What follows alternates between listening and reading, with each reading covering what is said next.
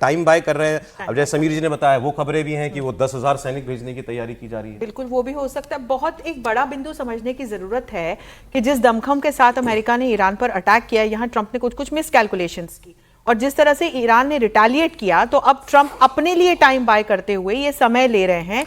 और इसके बाद क्या होगा, ये इसके जो अलग अलग सिनेरियोज अब बनते हुए दिखेंगे। ईरान अगर टॉक पर आ जाता, डिप्लोमेटिक टेबल पर आ जाता, तो ये सीधी सीधी ईरान की जीत और अमेरिका की हार मानी जाएगी। एक हेजेमोनिक पावर जिसने एक छोटे देश पर हमला किया और अब वार्ता के माध्यम से युद्ध को अंत की ओर ले जा रहा है, ये समझने की बात है। ईरान ने अपने 5 महत्वपूर्ण बिंदु दिए हैं, जिसमें से एक ये है कि यूएस आसपास के सारे खाड़ी देशों से अपनी जितनी भी बेसेस हैं उसकी मिलिट्री, वो लेकर के पश्चिम एशिया से बाहर हो जाएगा। तो ये पहली शर्त है। इसके अलावा वो प्रॉक्सीज के साथ में ईरान क्या करता है, इस अमेरिका को कोई मतलब बिल्कुल ये मानी ही नहीं जाएगी ना। स्टेट ऑफ हॉर्मुज पे अपना कंट्रोल रखेगा ईरान।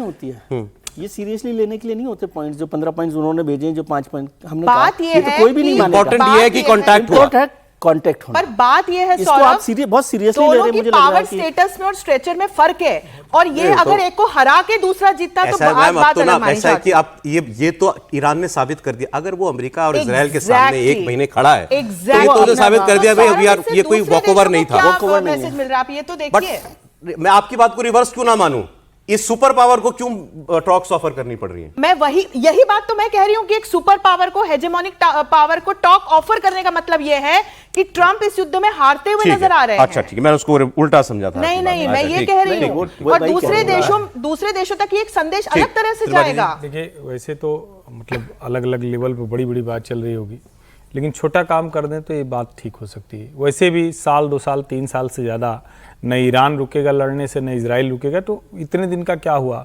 तो 365 से जोड़ लें, गुणा 10 कर दें और उसको गुणा 3 कर दें, इतना टैंकर ट्रंप जी के यहाँ भिजवा दें, शांति हो जाएगी। मतलब सीधा है ना, आसान रास्ता है। अच्छा, उस आदमी को और कुछ समझ में नहीं आता, बिजनेस समझ में आता है, तो एक तरीका है। इतना टैंकर, और इतना कोई बहुत ज़्यादा भी नहीं, लगभग 10,000 टैंकर पड़ेंगे, तो 10-12 टैंकर एक साथ भिजवा दें, काम खत्म हो जाएगा। ईरान की भी ऑयल मशीनरी शुरू हो जाएगी, उसका भी बिजनेस शुरू हो जाएगा, गल्फ कंट्रीज भी खुश हो जाएंगी, फिर से अबू धाबी दुबई चमकने लगेगा, तो ये काम हो सकता है। तो दुनिया का संकट भी दूर हो सकता है, क्योंकि देखिए और कुछ नहीं है ये। लेकिन एक चीज से मैं थोड़ा असहमत होता हूँ, बार बार असहमत होना पड़ता है। आप लोग ऐसे कहते हैं जैसे अमेरिका का बड़ा नुकसान हो गया। अमेरिका कौन सा नुकसान हुआ भाई?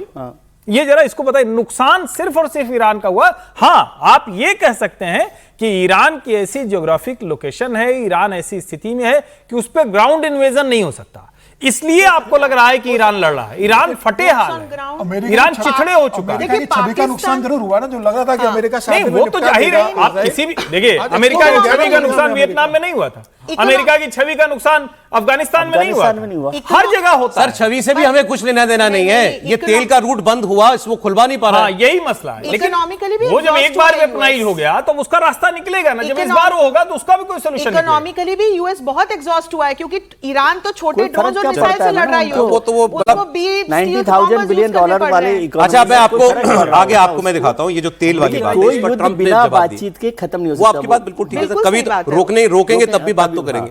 अब ये जो तेल का हॉर्मुज स्ट्रेट वाला, इस पर ट्रंप से सवाल हुआ कि भाई क्यों नहीं खुलता ये, तो उन्होंने कहा कि जो मैं आपको पहले बता रहा था कि हमें यहाँ 100% एक्यूरेसी चाहिए अपने मतलब एयर डिफेंस की।